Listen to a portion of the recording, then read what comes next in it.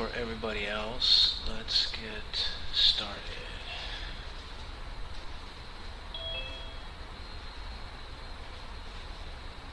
Where's the center? Am I in the center? The camera's always adjusting. Move just a little bit. Let's actually start in Tai Chi Harmony. So allow your feet to touch. They can be anywhere from parallel to 45 degrees, somewhere that feels comfortable. And then connect all the points of your feet onto the ground so that you can relax your legs, relax your tailbone. And then breathing as if the lungs open the arms and bring everything to the center.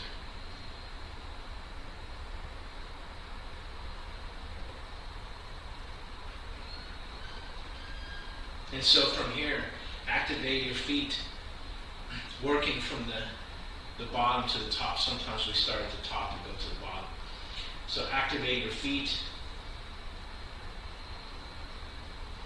Expand your ankles so that the feet and ankles aren't collapsing inwards.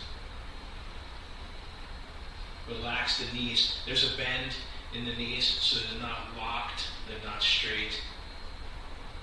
And then relax the tailbone. Sit your tailbone. And one of the purposes for sitting the tailbone is to stretch the lower back. So even making this kind of minor adjustment here by relaxing the tailbone and like the back is sinking directly in a straight line.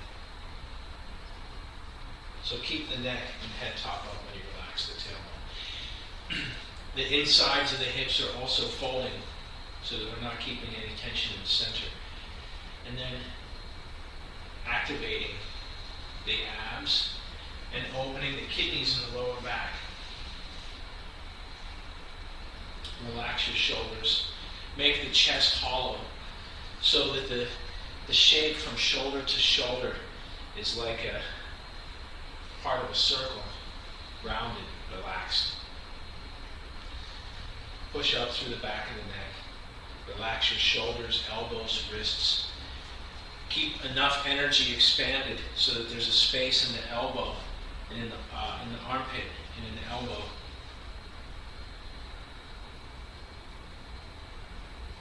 And then keep the chin tucked, the tongue connected to the upper palate, breathing through the nose. Open the vision.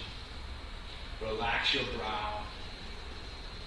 And feel that the energy is going all the way to the top, to the center. Up.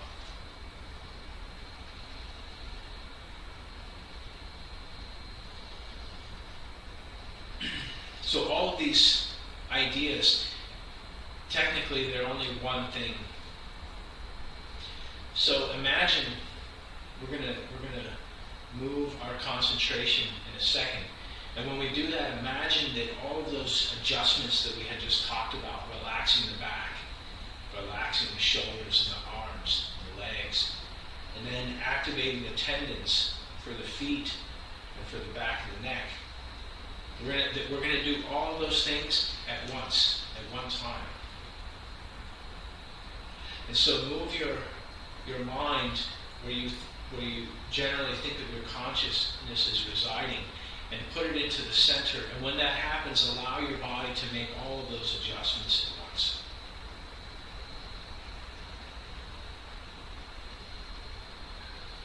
And then take a deep breath and let everything relax.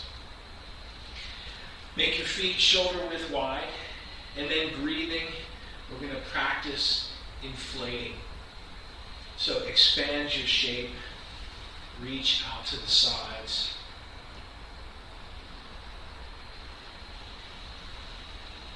And to think more abstractly, forget about the fact that you have arms and shoulders and hands.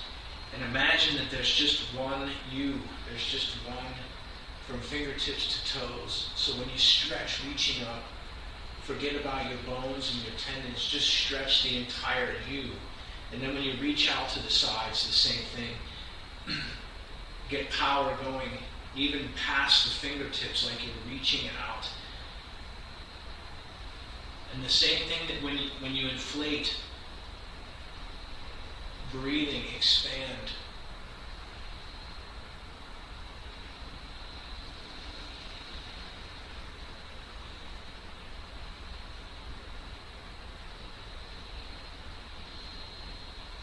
Did we talk about having a half smile when we were doing Tai Chi and Harmony? You should have at least a half smile minimum.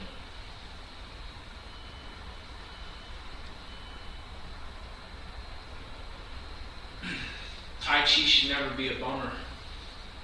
If you feel like that, go read, practice something else, take a break. It should never be an effort. It's a moving meditation.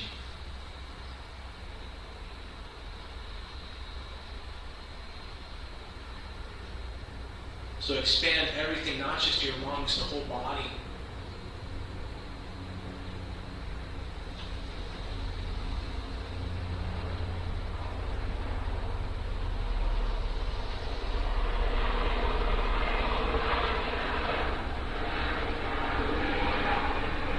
Keep working.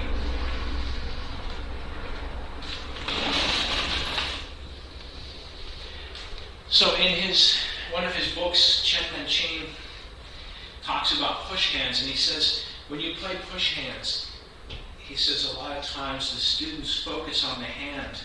He says, but your hands are not the hands. He says, your entire body becomes the hand.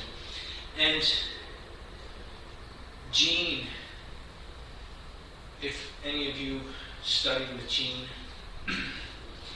remember he would say when you breathe, he would say the lungs are not the lungs, but instead the entire body is the lungs. So when you're breathing, the other day I said the Taoists breathe through their heels. When you do this type of Qigong breathing, reach your fingertips out to the sides, extend your whole body, and you can think of just opening the lungs, but you can think of using your whole body to expand and breathe. And then the same thing with the exhale. So pushing down with your feet and your tailbone and reaching up with your head top and your hands and letting the center stretch. And then here everything's relaxed, coming back to a natural center. Do 3 more at your own pace. Expand, check to see that you have a half smile. That's the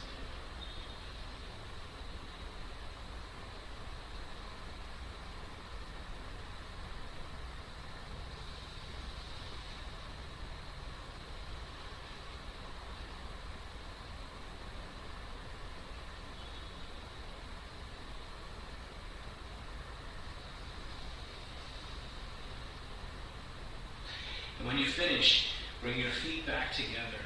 Bring your hands together in the center. And then do the one thing, the expanding in all directions, the micro adjustment at all levels. And then while you're standing in this posture, the name for this posture is called He Tai Chi. And in the Mandarin it means Tai Chi in harmony. So if the feet are connected, the hands are connected, and the tongue is connected to the upper palate, the mouth is closed. We have all of the parts connected. You relax the shoulders. And now go back to doing the same type of breathing we just did a second ago.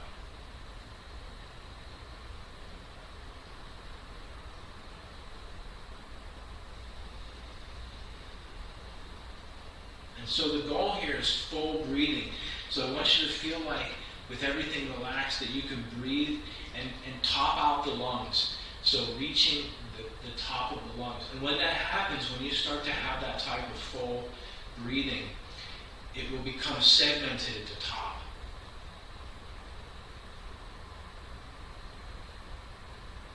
And this is a deep, satisfying breath. This is the kind of breath that we're looking for. The same thing, after you get done, you have you're laughing, right? And you have a good time laughing. And then you can't laugh anymore. Your sides hurt, your stomach hurts, your face hurts from smiling so much. And so, the gag is over, and you take that deep breath, that type of segmented breathing, full breathing. The same thing happens, you can see it in children. When children have a tantrum, they get so mad. They're pounding on the floor, kicking their feet, right? They want to stay, or they want to go, whatever it is, right? And it doesn't work, right? The tantrum never works. And so once they realize it, but they have to experience that, they have to go through that. And then once they go through it and they stop their wailing, their loud voice, they fill their lungs, right? With the same kind of deep breathing. So we can do the same thing.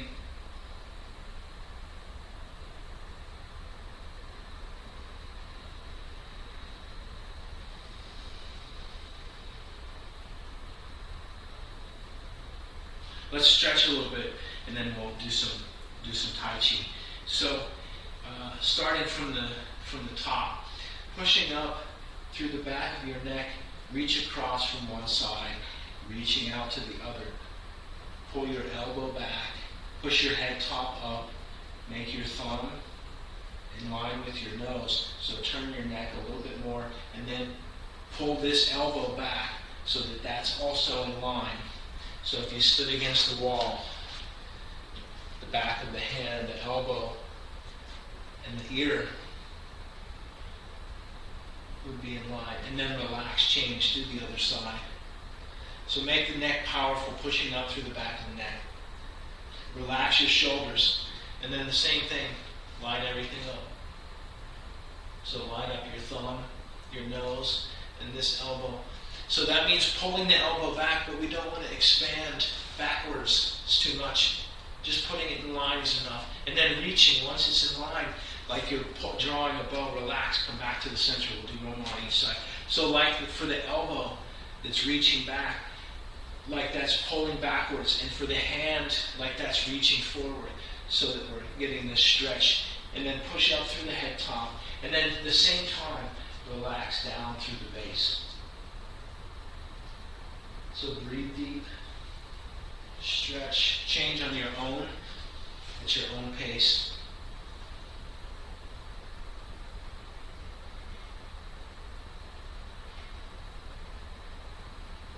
And then come back to the center. We're going to do some head turns, so lock the shoulders, breathing, the same long breathing that we started with, the same Qigong breathing. And try to keep your shoulders in place, like you're stretching your neck like a giraffe, or like your arm reaching, so that your head top is continuously pushing away from your center line. Try to somehow keeping your chin tucked, so that we're pushing equally in the front and back and sides, like a single column or tube that's pushing up to the top. Change directions if you haven't. And while you're focusing on extending your neck and your spine and your head, keep the tongue connected and breathe deep.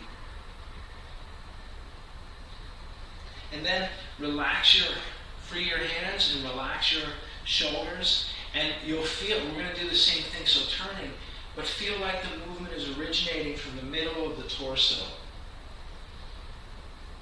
So especially the mid-back, and you're reaching, you're extending. So you're pulling all of those muscles, like you're pulling from the middle of your back and chest, and then you want to pull all of this up. And then twisting it as well.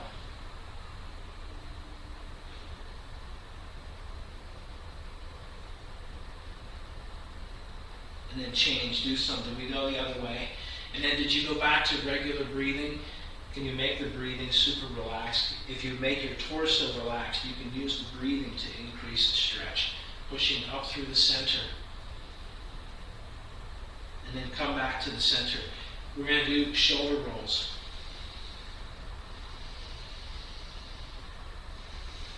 So when we do these shoulder rolls, there's sort of a, let's do another exercise. I don't know, it's one that I don't teach actually very often, which is making a circle with your hands from the front to the back. And it's actually a little bit less of a circle. You can think of it kind of like each end of a parenthesis. And it's just curving naturally. You don't have to get them to connect in the back. This is not, there's an exercise we do in this class sometimes, the Pigwa, where we do that to open the spine. This one is not that. This is Chigo. So this is just turning around this quarter circle on either side. And the reason that we're doing this one is to illustrate the shape of the shoulder. Because many people have problems with the shoulder. We need to learn how to both protect it so that we don't have future problems and heal it. If we do have problems, we can get it to be fixed by putting it into the correct alignment. And so instead of just thinking of this as a cross beam, it's far too simple, right? We can use the stick and do all kinds of turning. But the shoulder socket here is sort of a horseshoe shape, or this quarter circle shape. And my teacher would say it's important to note that shape when we walk, because it requires a little bit of the spine turning around the center.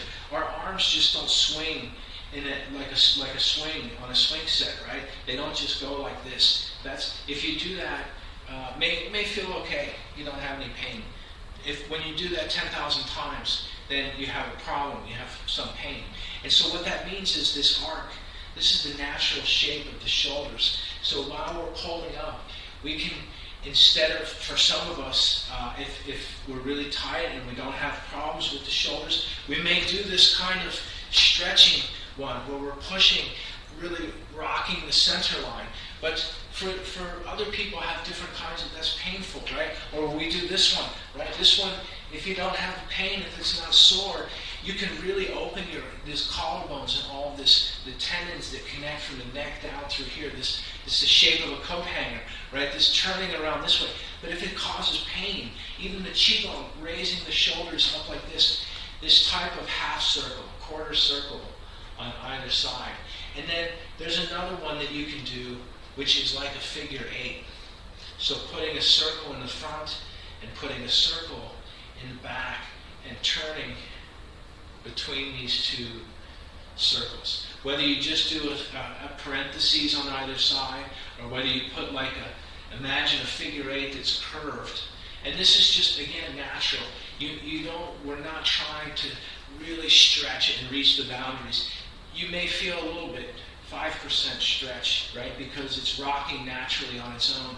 You may feel a little bit of that. And so we can use this to very gently open this. Again, I teach Tai Chi has a yin and yang, right? There's a black and white. Sometimes in the class we use the stick to hit. Sometimes we use our hands to do the hitting. In this particular case, it's more yin. It's softer. For those, I know that there's a number of people, shoulders are a difficult thing. And so if we first off keep the power in the spine straight is correct, and then just doing this kind of gentle turning. So now, okay, where were we? Turning the shoulders. Now when you think of turning the shoulders, you can practice slower. Make the movement come from the center, right from your belly button. So as if the conical shape that we had just talked about, that shape, is expanding outwards from the center. Feel your ribs. You have muscles that connect to the ribs here. You have muscles that connect the back to the shoulder blades, to the arm, to the collarbone. Feel all of that expand and open.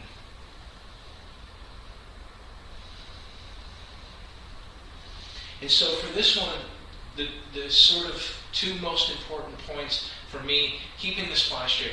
If the spine is straight, is closing this in the front. I want you to feel like if you have a shirt or a sweatshirt on, that you're opening the back round enough around your straight spine to open the shoulders to allow your back to relax.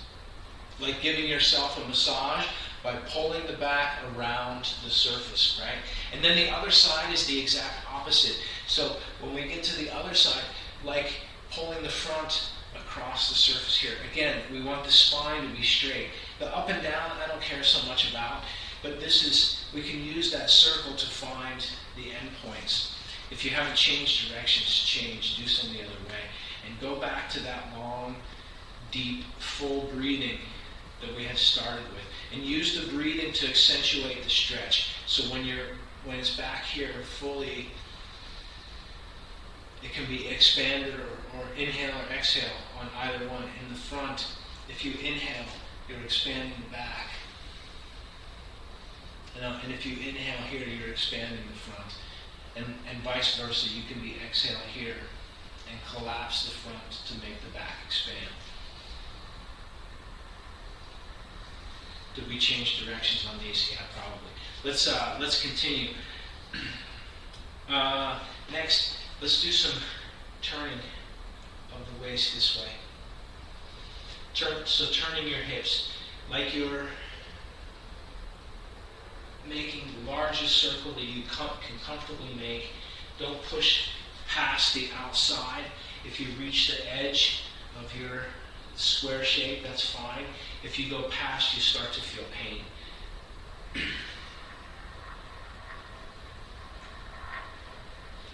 Change directions. And remember that breathing that we got to earlier, just by doing the Qigong. You can do the same thing with the calibration, with the adjustment. Take your hands, generate some heat by rubbing them together. You can do the breathing as well, so as if you inhale, the fuel all goes right to the hands, and then pressing on the knees. And so make some adjustments. Feel the difference between the placement of the two knees. We live in a binary universe. That means that hardly anything is identical. Even something that has nearly identical DNA, if you have two apples from the same tree, they're never identical.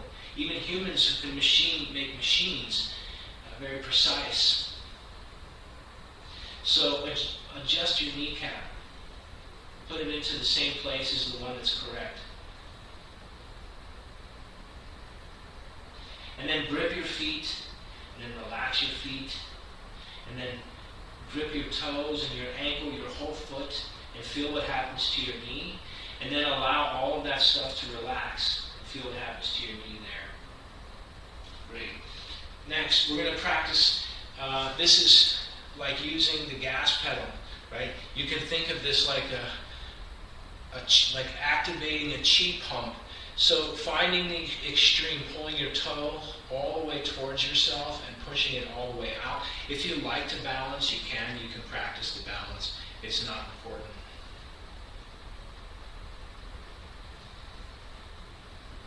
I want you to find the extreme, being as relaxed as you can.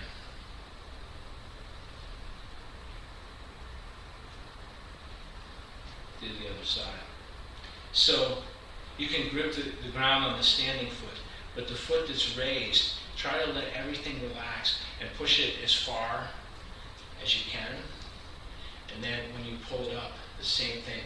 As if you're curling you see the sole of my shoe is starting to curl back. And then here it's bending one way and curling back the other way. And if you can keep it relaxed, you can think of moving energy all the way, like you're going to press past your toes. When we do the breathing earlier, we say reach power to the fingertips. TC would say, when we practice the form, we have to have power all the way to the fingertips. If we're practicing and it looks like this, maybe just for a brief second, it's incorrect. There has to be power to the fingertips. In fact, speaking of Chen Manqing, we talked about Chen Manqing earlier. He referred to the hand,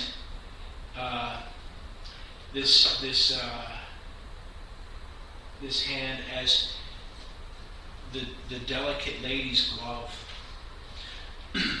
So there's a shape, there's a liveliness to it. It's not just brush, right? The arms aren't relaxed. There's power, and it goes all the way to the fingertips. This is why when you see people do ward off, it looks good, and then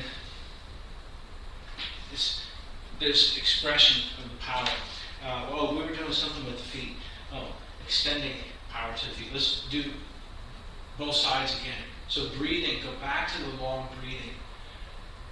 Relax both legs as much as you can. You can use the gripping. Remember, you don't have to balance.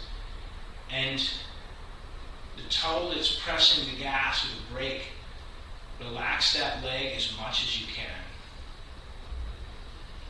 And imagine each time you press, like you're extending chi past the toes.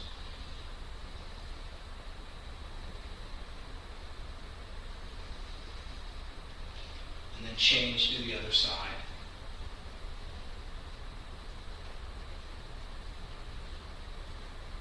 So relax the standing leg. Relax the pressing leg. And then again, each time, imagine that you can press past your toes. How many have ever worn flippers? You go snorkel, scuba, and you have the thing on your feet. Imagine the same feeling, like you're pressing, and when you press, everything's relaxed, but you feel some extension past the toes. And then relax. Bring everything back to the center. Allow your feet to touch. Relax your shoulders. Relax your hips. Bring your hands together in the center. There's a space between the hands. There's a space in the armpit. Connect the tongue to the roof of the mouth. Check to see that you have a half smile. The back of the crown of the head is pushing up. Activate your feet. We're going to do something kind of interesting today. I want to do an exercise in Tai Chi walking. Now it's the summertime, and so we don't have to work out a whole lot to develop a lot of chi. And walking is one of the best exercises that you can do. And so we're going to tie the Tai Chi ideas into Tai Chi walking, and then we're going to come back and look at that in the form and maybe go back and forth. But we're going to actually look at something a little bit more advanced in this class, which is walking in a circle. So just very basically, without examining any of the Bagua, there's a sort of special stepping that they practice when they do the Bagua. We're going to sort of skip that. But we're going to talk about walking. The weather's nice. Things are opening up, and whatever your choices are, whatever your decisions are on going outside, this kind of exercise is beneficial everywhere, starting from around the house. So let's do this. If you have a space to walk in a circle, you should have at the least a small space to walk in a circle. If you can only do foot to heel, it's too small. You become too dizzy too quickly. We're going to practice changing directions. But I want you, when we're walking, so pick a direction and walking sort of the largest circle that you can, and keep your head top up, relax your tailbone. Like we're practicing Tai Chi. So keep your hips. Imagine there's railroad tracks that go in a circle. So you keep your hips lined up to the circle. And the same thing with the feet. My feet are lined up as if my square is moving along a circle. And then relax your shoulders. In this exercise, imagine an invisible line coming off of your center that goes into the center of the circle. So like a mill, right? Something going in this way. And so I want you to line your shoulders up to that invisible center. It's imaginary as well, so it doesn't have to be perfect. And then I want you to do the same thing with your hips. So that your shoulders and hips are on autopilot. if you've studied, the American school system requires that you study geometry. So we're walking with our lower dantian here and the upper dantian here with an equal radius to the center of the circle. Right?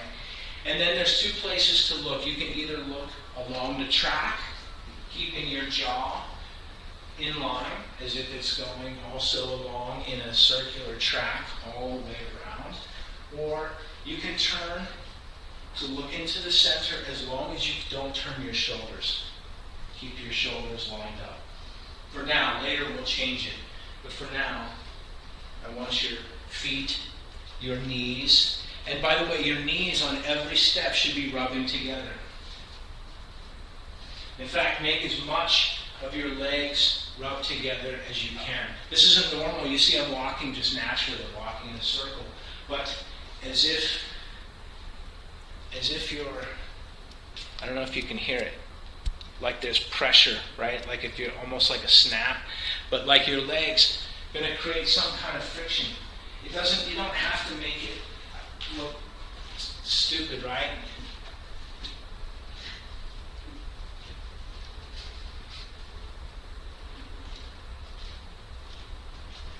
Grip your feet. So it's natural, but the legs are rubbing. Change directions, do some going the other way, especially if you start to feel dizzy. If you're new to circle walking, dizziness is normal. So breathing. Remember, connect your legs, allow them. One book refers to it as the cricket rubbing its legs together method, right? Or the grasshopper signals with its legs, makes a sound, makes a song with its legs. You don't have to make a sound, but we want to feel the knees at least are connected. This is important for alignment because what happens is it may sound really funny when I say you don't have to do this, make some kind of funny movement. But as we age, our body does that naturally. We forget how to walk. This is how the very first time I met with TC in person, we did a walking exercise. We did some walking, and he said, when old people, they lose their shape, right? As we age, if you guys want to take a break for a second and recoup. Circle walking, by the way, is good qigong. So just take a break and allow like putting your body in the centrifuge, allow all of that qi to sort of settle back into the center. And so my teacher would say this is, as we age, the first thing that happens is we lose our neck posture, right? Everybody has the same condition. Even I have this thing. So we want it to be straight, but the minute it's not straight, we start to have this little bend, right? Even this, shifting forward a little bit, right? This little bit of a slump, a little bit of a slouch is like taking a garden hose and just bending it. Even 5% is a lot of loss. 10% is worse. And the more it goes, the worse it is. And so we start to lose chi that goes to the eyes, going to the mouth and teeth and gums and tongue, going to the ears. And so we can't hear and we can't see. What is that? What is that thing over there, right? And you see, to see further, I wear the glasses when I'm working with the computer because it's a piece of their equipment, it's a piece of the contraction, right? But if I can't see, if I can't hear, and you see I crane my head forward, and what does that make me do is stick my butt out. So now we have a head forward and a butt back, and that's pretty hard on the structure. And because there's been so many knee injuries, we never learned to retune the knees by activating the feet. We end up walking with a stiff leg this way, right? Head forward, chin forward. And so with Tai Chi, we're trying to reverse that. Like taking the strings and realigning them, re-straightening them out.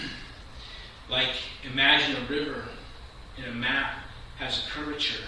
And like you can take the land around the river and make it straight. We want the energy channels in the body to become straight.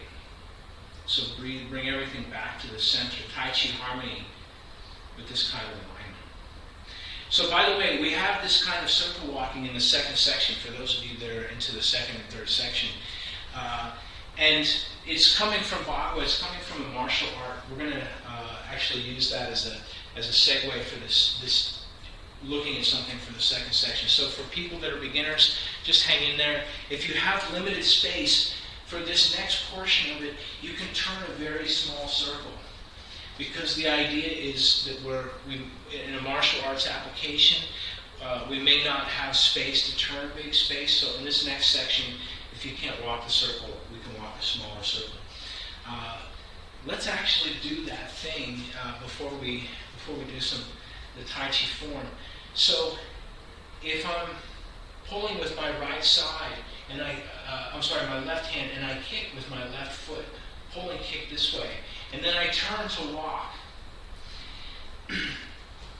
When I do this, the most narrow that I can make this pull kick. By the way, for anyone watching at home, this is in the second section, and sometimes we do this and we have this large, exaggerated kind of kick, and then we go to turn by walking this way.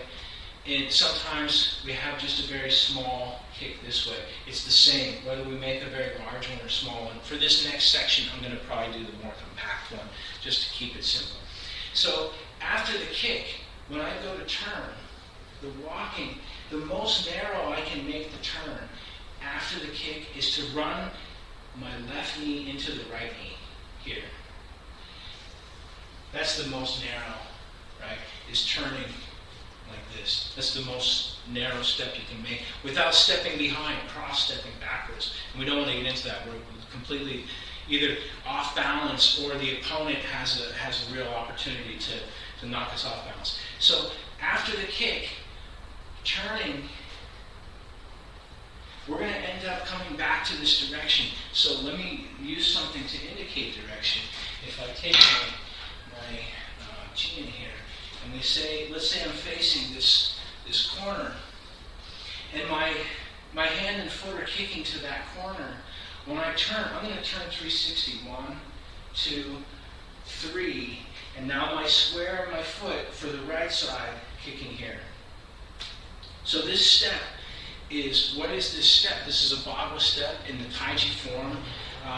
Sometimes you may see some styles, after they have one kick, they turn, and then they have another kick here. This is the equivalent of that. But my teacher felt if you just turn in place, right? If I have one opponent, maybe there's two opponents approaching from the same line, and I have one, and then I want to turn in place, you can't turn fast enough. It's fancy for the competition, and it looks good with you spinning like a top. But ultimately, the real idea is to trick the second opponent into thinking that you're running away. And so this is part of why we put our hands up, is a fake, right? Like a feign, oh, we're running away from that person. So we have the first opponent approaches, we connect to them, and we dispatch the first opponent. And the second opponent approaches, and as they approach, we start to run away. We put our hands up, oh no, don't shoot. Oh no, see, my hands are up here, right? And we take the second step, and now we can cover the head, right? Like as if I'm touching my head like a boxer. And then on the third step, my hands are coming back down, and now whatever they've got in front of them, I can connect here and kick here. And then go back into the form with this. So let's practice this a few times. I'll face the other direction, and then we'll before we do, does anyone have questions, thoughts, comments? So I'm going to face the other direction. So if I'm going to that corner, the direction of the sword, and this is after 2 wings in the ear, we step back, and I'm pulling with the left side and kicking with the left side. And then I'm going to turn to walk 3 steps to make a 360. 1, 2, and then lining up my left foot with that sword in that direction for the corners, 3. And now this, pull right hand, kick right foot. Let's try that again. Stand on your right foot. Pull like you're pulling. This is one of the analogies like a bell. A bell, you have the rope, and you have the clapper, the thing in the center that rings. And so on this, when you pull, the pull and kick happen at the same time. So like a bell. So your opponent, when they reach in, we pull and kick. So here, very basically, the power comes in, pull and kick, and then turn to walk. 1, 2, 3. My foot is lined up in this axis, and now the same, this hand making a circle, pull, kick, pull, kick, pull, kick, happening at the same time. Now let's make it more fancy, and we'll just keep the pull, kick very simple this way. I don't mean fancy as in a bigger kick, but I mean what we do with the hands. In fact, let's take a break for a second. Standing, the hands, after we pull, we bring them up here, and they're doing this. We can think of it as making a circle this way, going here. So almost like grasp the sparrow's tail, left and right happening at the same time. Let's see how that works. So if I pull left and kick left, going to the corner, right? We can face the same direction. We'll see how the direction it faces in the form in a minute. Kick. And then turning, my hands coming up, and then finishing at the same time. So this arc is pull and kick here. If you're doing the extended one, you want to time it so the arcs connect into a nice loop. So this is, imagine like learning a font from when we talk about characters. We might learn the shape of A, B, C, D, and then we learn to write them with like a cursive. And then after you get to get very good at cursive, you can start to sort of freehand. And this is what is so why the Chinese culture, they love Chinese calligraphy, because once you see the language hasn't changed, it's a pictogram. When you see the way that a person writes a certain calligraphy, you see that they've written it 1,000 times. It's very amazing. So the same thing. Let's look for when we pull, connecting these shapes. 1, 2, 3 steps. Kick. So stand on your right foot, pull and kick, and then step, cover, step, open, step, pull, kick. So that it's smooth. It's like one thing. So if I'm, what's the other hand doing here? Is I step back. This is for out here for balance, not more than 90 degrees. Pull, kick, step, turn, pull, kick. Even if you turn more in place, again, for the performance, for the demonstration, if you go to the competition, you can make, when you pull and kick, you can step 2, 3. Right, whatever you like to do. For this one, the basic idea is the opponent's coming, pull and kick, and then we're turning. No, don't shoot, right? Put the hands are up, right? And then, because if you have a real opponent, somebody that really wants to attack you, if your hands are up, they're going to jump, right? Tiger wants to jump on top. So we change and come out the other side. The other thing, if it's not a real opponent, you put your hands up. Maybe they don't chase, and so if that's the case, if they're stunned for a second, you have the opportunity to turn. And so the hands, by the way, this is it's a little bit different than when we do in changing from the first and second section. This one is especially important in covering the side at which you're turning. So in this case, let's examine. If I'm facing this corner, when I pull to kick, it's especially important for me to cover the right side, because I'm going to turn my right side to expose. You should be able to see either through the hand or through the side here, right? So it's covering, but we're not blinding ourselves, right? In real close quarters, we might put our elbows up this way to act as a buffer if somebody wants to punch. here and really cover. But here, because we're turning, right, we can keep this a little bit more open. That way, if we need to cover and change, we can. So, kick, punch kick, here, step, 2, 3, punch kick. Let's go twice more, and then let's practice from the form. Pull and kick. Step, 2, 3, pull and kick. Change. Pull and kick. And then step, 2, 3, connect, kick. Questions? Thoughts? Comments? Let's, you go ahead, ask away.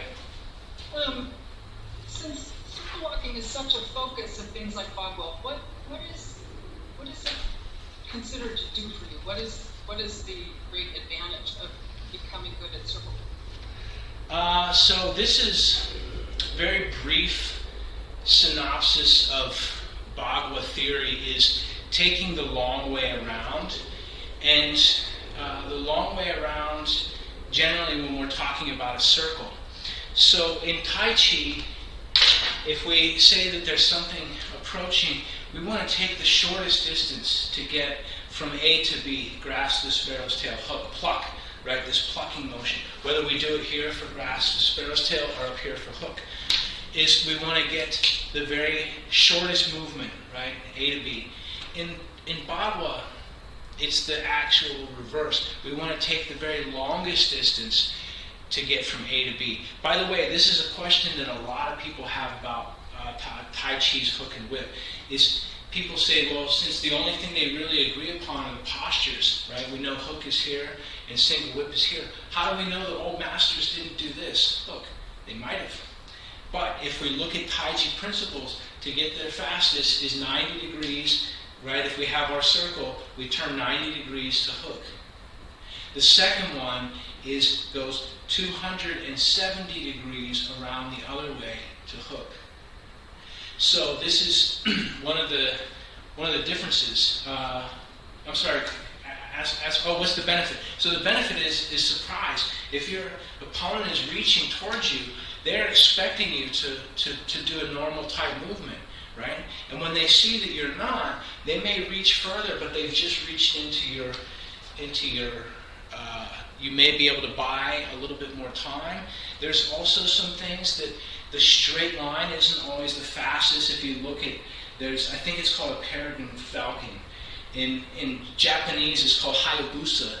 It's a kind of hawk that can fly over 200 miles an hour and can dive bomb. And when it does that, it doesn't just fly in a straight line, and it doesn't just swoop, but it actually flies in a spiral, right? And the spiral allows it to pick up speed and somehow arrive faster than if it was not. So the Bagua becomes by the way, there is Tai Chi and Bagua and Tai Chi. The name, when we talk about those the trigrams, those things, that's called the Bagua. And so Tai Chi is the 8 powers is the Bagua. It's in Tai Chi. And but we sort of explore it from, let's go back to the beginning. If we look at grasp the sparrow's tail and ward off, I'll face north, right? If I'm grasp the sparrow's tail on left and right, imagine that I'm at the center, you're at the center, and like the earth in the middle, and the moon is continuously trying to crash into your center.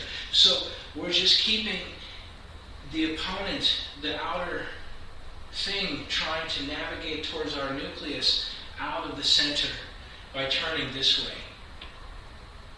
And usually our center is the center. So the opponent is coming from the outside or outside perimeter.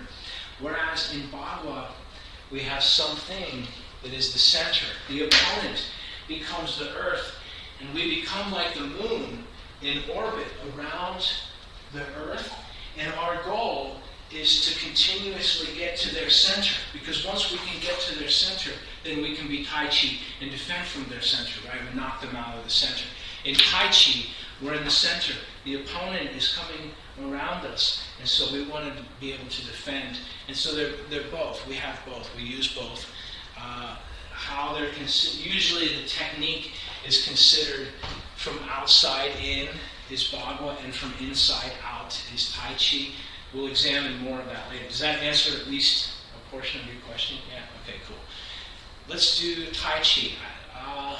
We may go just a little bit long so this time. Let's look. We'll kind of speed through the first and second section.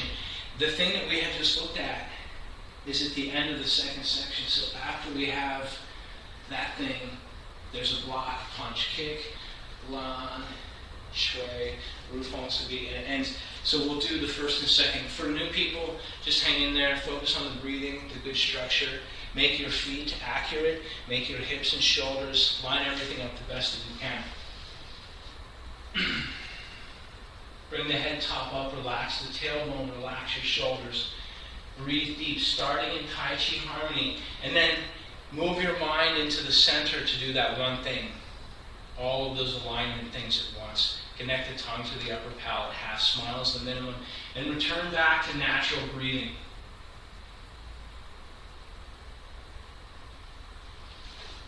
This is Tai Chi, Chi Chi. Extend power to the fingertips, and then let everything relax. Expand. Breathing, turn the center line. This is grasp the sparrow's tail. Square step forward, ward off. Long breathing. Inhale to receive powers coming in. When you step square and ward off, exhale to send power out and away. Breathing. Turn 90 degrees. Inhale to roll back. Join the palms. I'm pressing directly to the north. This is G, press. Long breathing. Inhale to push. Turning just the top. Look left. Glance right. Breathing deep. Gather the energy for Schwung on double press. Exhale twice. Horizontal split hands. Shift. Turn 90 degrees. Split. Hook. This is single whip. Turning 90 degrees to the north. This is Ti So San Chi. Lift hands to up posture. Use a split. Brush, square step. Roll up. Roll down. Turn 90 degrees. Facing. Split. So Pipa. Left knee. Flip. Square step. Back. Bounce. Split. So Pipa. Low Shi, press to the center. Shift forward, shift backwards. This is holding the moon in the chest. Keep the arm round, breathing deep. Punch. Ban Lan Shui is corner. Parry. Punch. Rufon. Sabi. Turning 90 degrees to the north. This is return tiger to mountain. Bring your right foot to the left. T-step. Kobu. Palm press to the center. Take a deep breath to roll back. Return to natural breathing. Turn your feet accurately if you know how. Join the palms, pressing do style. Straighten the spine.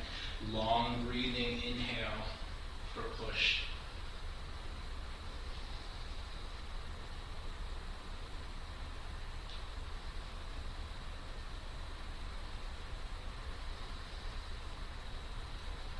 From double press, turning 90 degrees, I'm facing east.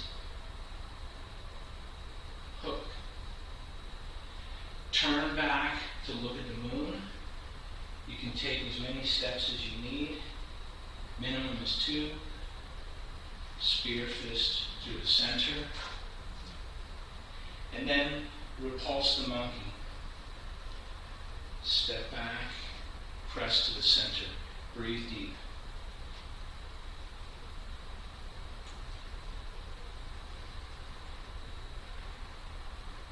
Repulse the monkey. Number 3, opening on the right side. This is Sher Fei, is diagonal flying. Facing west, this is Hai Di Zhang, needle at the bottom of the sea. Square step forward. San Pong Bei. Turning 180 block punch. Kick. Square step. Lan. Focus power is shui. Di Bu Hua is on the legs. Keep your upper body intact. Change step. Return to that same deep breathing to roll back. Press.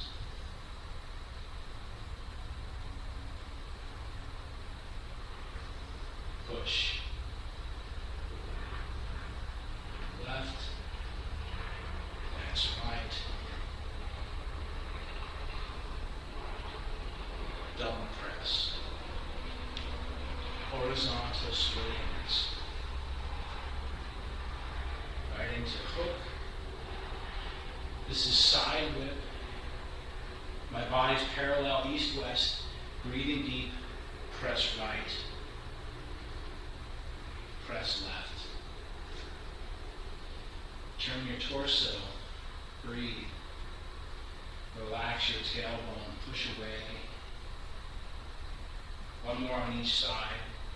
Sink the tailbone. Step and press. Hook. Corner whip. This is reach over the tall horse. Number 1 is facing west. Number 2, I turn my square to the south. And this next one, scoop, brush, press to the center, brush knee, C-step, press to the center, brush knee, straight step, punch down. We're going to turn 180. Block, punch, kick, facing west. Square step in the corner. Lan is parry. Shui, punch, Zo Hua. I turn my left foot to the southwest. My body turns to the southwest. I'm still facing west. Kick west. Da Li is big roll back. And my alignment is west to east. Turn. Bao Hu. Embrace a tiger. And then Da Li back to the west. Breathe deep, spine straight, turning around the center. Bao Hu. Embrace a tiger on the other side. The left foot steps behind the right. Scoop the moon from the ocean. Kick. Brush. I'm facing the southwest. This is 2 fists going into the ear. I'm stepping back, but my power is still going to the southwest. This is what we just talked about. Pull left, kick left, turn, take 1 step, 2 steps, 3 steps, pull with the right, kick with the right, turning back to the west, block, punch, kick, square step, Lan means parry, Shui, punch, Rufeng, press,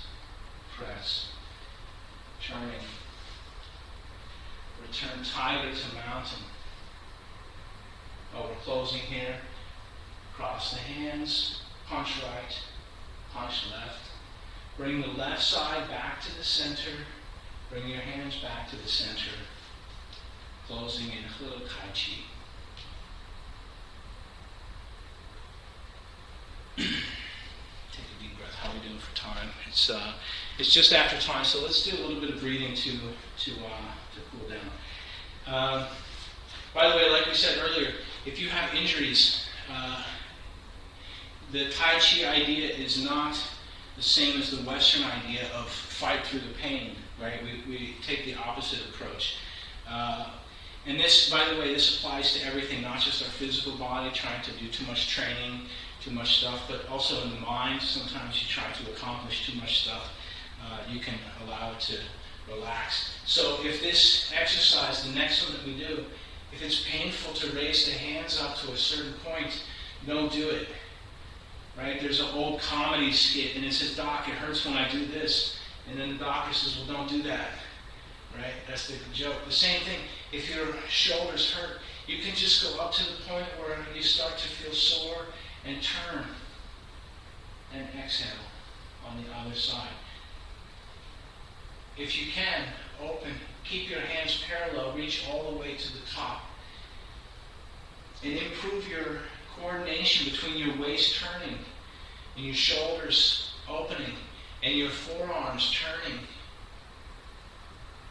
and your spine straight. So as if you're a three-dimensional clock and you have an hour hand, which is your center line turning around the middle. And then you have minute hand, which is your shoulders raising up and sinking down. And then you have seconds hand, which is your forearm turning. So that we want to time it out. So starting here, it gets all the way to the top, and then turning the whole time. So there's 3 layers of movement: the waist turn, the shoulders, and the forearms. Turning up and out. Breathe deep. Like a 3D clock, never stops moving. There's no break. There's no pause. You can make it a stretch as well. So here, reaching out to the sides, reach to the top, reach out to the sides. At the bottom, not as important to stretch. We have gravity. If you haven't changed directions, at some point when you reach the bottom on the other side here, change in whichever way you were going. Now breathing, going up this side, turning around the center. So lock your lower body, keep your hips. You shouldn't feel any movement in your knees, and you shouldn't feel any pressure in your knees. If you do, adjust your stance. Make sure everything's parallel. If you need to, you can make it more narrow. Relax your tailbone. Extend your head top.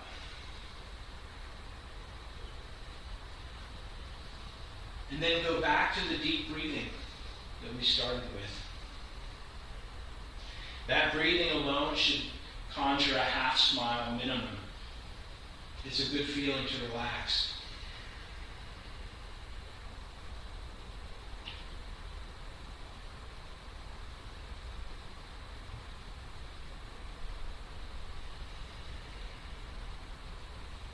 Do 2 more. Longest, deepest breathing of the day.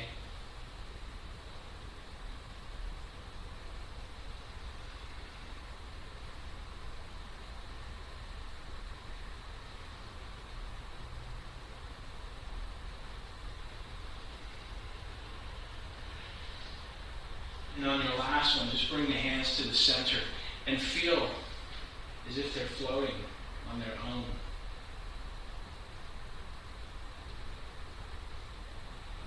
Relax your shoulders, your elbows. Like the air underneath is heavy enough to support, make them so lightweight.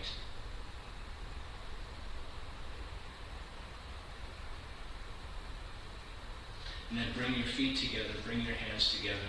Turn your mind's eye into the inward, into the center. Leave your eyes open or closed. Keep your tongue connected to the upper palate. Extend your neck, and then turning your attention inwards. Take a deep breath into the center.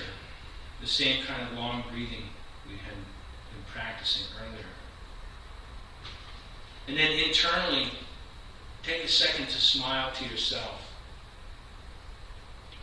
Whatever aspects of yourself that you can imagine, smiling at your whole self.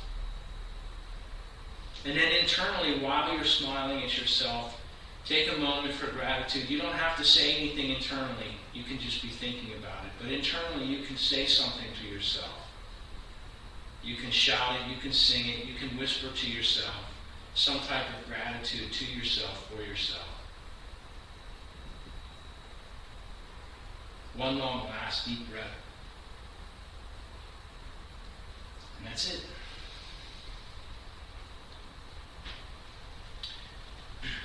It's past time, so it's a few minutes after. So if you have questions, comments, ideas, you know how to reach me. Thank you. Have a great night. Stay cool. Stay hydrated. Remember, you can control your body temperature with your breathing. So whether you're stuck outside in the heat or whether you get inside into a building and they have the AC set to ultra refrigerator, you can change your breathing to adjust for your environment. So remember to do the Tai Chi principles while you walk, while you're out there walking around. Have a great night.